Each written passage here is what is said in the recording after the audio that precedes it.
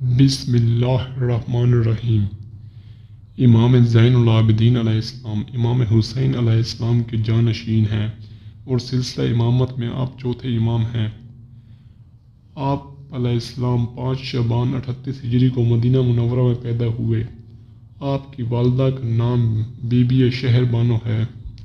امام زین العابدین علیہ السلام واقعہ کربلا کے وقت بچ جانے والے واحد جوان ہیں اور آپ امام حسین علیہ السلام کے بڑے بیٹے ہیں۔ واقعہ کربلا کے وقت امام زین العابدین علیہ السلام شدید بیمار تھے۔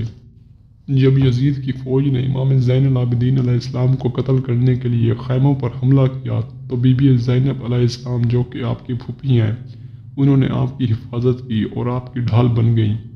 یزیدی فوج نے آپ کو قیدی بنا کر بیبیوں کے ساتھ شام لے گئے اور تمام راستے آپ پر ظلم کرتے رہے۔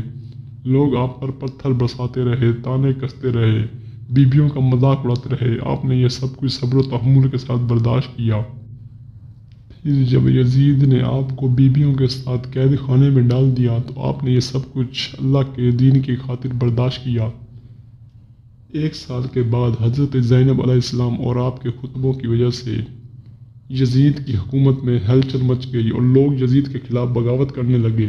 جب یزید نے یہ سب کچھ دیکھا تو گھبرا گیا اور آپ علیہ السلام کو بلا کر کہا کہ میں تمہیں اور تمام بیبیوں کو آزاد کرتا ہوں۔ چنانچہ یزید نے تمام سر آپ کے حوالے کر دیے اور آپ کو رہا کر دیا۔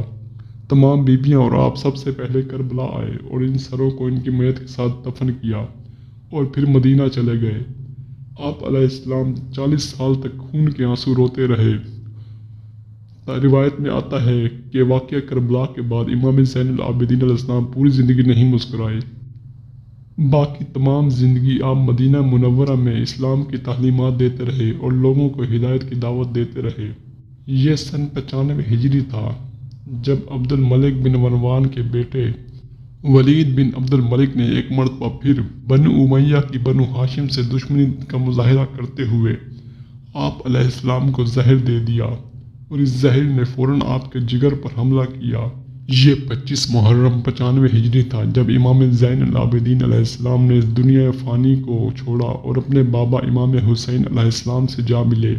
امام باقر علیہ السلام نے آپ کو غسل و کفن دیا اور آپ کو جنت البقیع میں امام حسن علیہ السلام کے پہلو میں دفن کیا۔